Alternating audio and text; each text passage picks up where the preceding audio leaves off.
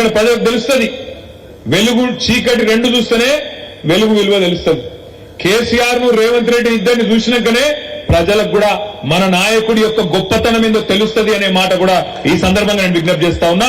అందుకే రేవంత్ రెడ్డి గారు బీపీ పెంచుకొని ఆగమాగం కాకు, నీవు బీపీ గోలు వేసుకో, మంచిగా సల్లకు కూసో, నీకు మా వైపు నుంచి ఏం ప్రమాదం లేదు. నీకు ప్రమాదం అంటూ ఉన్నదంటే నీ పక్కన కూర్చొని నీ కాంగ్రెస్ లతో ఉన్నది తప్ప మా నుంచి నీకేం బాధ లేదు. నువ్వు 5 ఏళ్లు కొనసాగు, నువ్వు అట్లే ఉండు. 420 హామీలు ఇచ్చినావు, ఒకటి కాదు రెండు కాదు, 420 హామీలు ఇచ్చినావు. ఆ 420 హామీలు నిలబెట్టుకోకపోతే ఎంబడబడతాం, ఎంటాడతాం, ఇడిచిపెట్టమనే మాట కూడా నేను విజ్ఞప్తి చేస్తా ఉన్నా. మిత్రులారా, మీ అందరికీ ఒకటే కోరేది, ఈరోజు మార్చి 7వ తారీఖు సరిగ్గా రేవంత్ రెడ్డి ప్రభుత్వం వచ్చి 90 రోజులు నిండిన రోజు ఈరోజు. మార్చి 17 నాడు 100 రోజులు నిండుతుంది. 100 రోజుల్లో చాలా చేస్తా అని చెప్పిండు రేవంత్ రెడ్డి గారు. ఏమేం చెప్పిండు ఒకసారి యాద్ చేసుకోండి. కేసీఆర్ బిచ్చం వేసినట్టు ఇస్తున్నాడు 10,000 రైతు బంధు.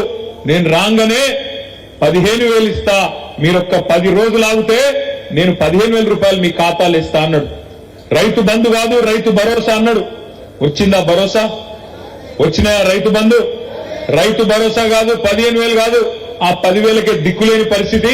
ఇలా రైతులు పాపం కొంతమంది మోసపోయి ఓట్లు వేసిండ్రు, వాళ్ళు బాధపడుతున్నారు, ఆగమైతున్నారు. అయ్యో అనుకోకుండా వీళ్ళ దొంగ మాటలు నమ్మి, మోసపు మాటలు నమ్మి ఓట్లు వేసినాం కదా, మరి కేసీఆర్ ఇచ్చే రైతు బంధు కూడా వడకపాయే కదా అని చెప్పి ఇలా ఒకళ్ళ ముఖాలు ఒకళ్ళు చూసుకుంటా ఉన్నారు. మన దగ్గరికి వస్తలేరు, వచ్చి చెప్పేందుకు కొద్దిగా అభిమానం అడ్డం వస్తుంది. మరి ఓటేమో వాళ్ళకేస్తే మీ వీళ్ళని అడిగితే ఎట్లా అని చెప్పి కొద్దిగా పాపం కింద మీద అయితా ఉన్నారు. వాస్తవం ఏంటి అంటే ఈ ముఖ్యమంత్రి గారికి ఈ రోజు వరకు కనీసం రైతు బంధు ఇచ్చే ముఖం కూడా లేదు, రైతు బంధు ఇచ్చే తెలివి కూడా లేదు అనే మాట ఇలా గ్రామాన రైతులే చర్చ పెడుతున్న మాట వాస్తవం అని చెప్పి కూడా నేను మాట్లాడుతా ఉన్నా, నేను విజ్ఞప్తి చేస్తా ఉన్నా. అదే విధంగా ఇంకొక మాట అన్నాడు రేవంత్ రెడ్డి గారు, మీరెవరైనా సరే రాష్ట్రంలో ఉండే రైతులు ఆలోచించకండి, ఇప్పటిదాకా లోన్ తీసుకోకపోతే ఉరుకుని బ్యాంకుకు వండ్రి, జల్దీ వండ్రి, పోయి తెచ్చుకోండి, 2 లక్షలు తెచ్చుకోండి, నేను వస్తున్నా డిసెంబర్ 9 నాడు సంతకం పెడతా, 2 లక్షల రుణం మాఫీ చేస్తా అన్నాడు. మరి అలా మనం ఏమడుగుతున్నాం? తిడుతున్నాం ఆయననేమన్నా? అంత ఫ్రస్ట్రేషన్ ఎందుకు, అంత బాధ ఎందుకు, అంత గొంతు చీల్చుకునేందుకు? అడుగుతున్నాం, యాద్ చేస్తున్నాం. ఏమంటున్నాం? అయ్యా మరి డిసెంబర్ 9 అన్నావు, డిసెంబర్ 9 వాయే, జనవరి 9 వాయే, ఫిబ్రవరి 9 వాయే, మార్చి 9 ఎల్లుండి రానే పట్టే, మరి ఎప్పుడు ఇస్తావా 2 లక్షల రుణమాఫీ అంటే అది చేసే తెలివి లేదు, డైలాగులు కొడుతున్నాడు. మగాడివైతే 1 సీటు గెలిపించుకో అని మాట్లాడుతున్నాడు. మరి నేను కూడా అంటున్నా, రేవంత్ రెడ్డి దమ్ముంటే, నీకు సత్తా ఉంటే, నేను మొన్న చెప్పిన మళ్ళీ చెప్తున్నా, మగాడివైతే రా, నువ్వు నిలబడ్డ మల్కాజ్గిరి పార్లమెంట్కే రా, ముఖ్యమంత్రి పదవికి రాజీనామా చేసేదా. రాష్ట్రంలోని అన్ని సీట్లు కాదు, 1 సీటే అన్నావు కదా, 1 సీటునే తెలుసుకుందాం దా. నేను రాజీనామా చేస్తా నా సిరిసిల్ల ఎమ్మెల్యే పదవికి, నువ్వు కూడా రాజీనామా చేసిరా, మల్కాజ్గిరి పార్లమెంట్ లోనే తెలుసుకుందామని. అప్పటి నుంచి మళ్ళా సడిలేదు, తప్పుడు లేదు. అందుకే నేను అంటున్నా, మగతనం అంటే ఎలక్షన్లు గెలుచుడు కాదు, మగతనం అంటే మగాడు అయితే ఇచ్చిన మాట నిలబెట్టుకో. 2 లక్షల రుణమాఫీ అన్నావు, దమ్ముంటే 100 రోజుల్లో మార్చి 17 లోపల 2 లక్షల రుణమాఫీ చేసి రైతులకు సాయం చేయని మాట నేను డిమాండ్ చేస్తా ఉన్నాను. దమ్ముంటే మగాడివైతే ఇచ్చిన మాట ప్రకారం రైతు భరోసా అన్నావు కదా, అది చేసి చూపెట్టు. దమ్ముంటే మగాడివైతే ఇవాళ పంటలు ఎండిపోతున్నాయి, పంటలకు నీళ్ళి, గొంతులు ఎండిపోతున్నాయి, ఆ ఎండిన గొంతులకు నీళ్ళి. మగాడివైతే మా ఆడబిడ్డలకు ఇచ్చిన మాట, మహాలక్ష్మి అన్నావు, కోడళ్లుంటే 2,500, ఇంట్లో అత్తలు అవ్వలుంటే తాతలుంటే 4,000 అన్నావు. కేసీఆర్ ఒక అవ్వకో తాతకో ఇస్తుండు, నేను ఇద్దరికి ఇస్తా అన్నావు. ఈ దమ్ముంటే గా పని చేసి చూపెట్టు, మగాడు అయితే గా పని చేసి చూపెట్టు.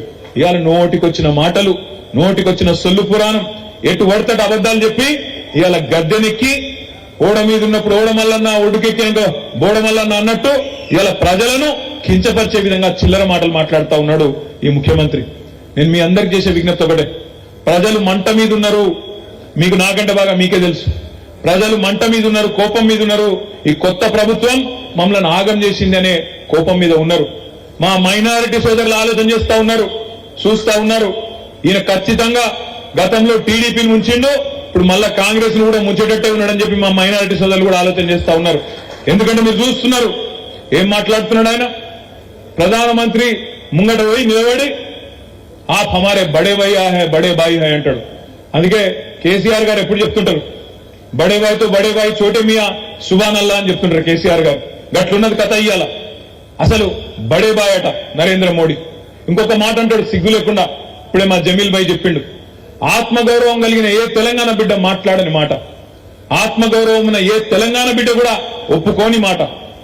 అన్ని రంగాలలో ఇవాళ తెలంగాణ భారతదేశానికి ఆదర్శంగా మారితే, మనం పెట్టిన రైతు బంధు దేశానికి ఆదర్శమై పిఎం కిసాన్ అయింది కదా.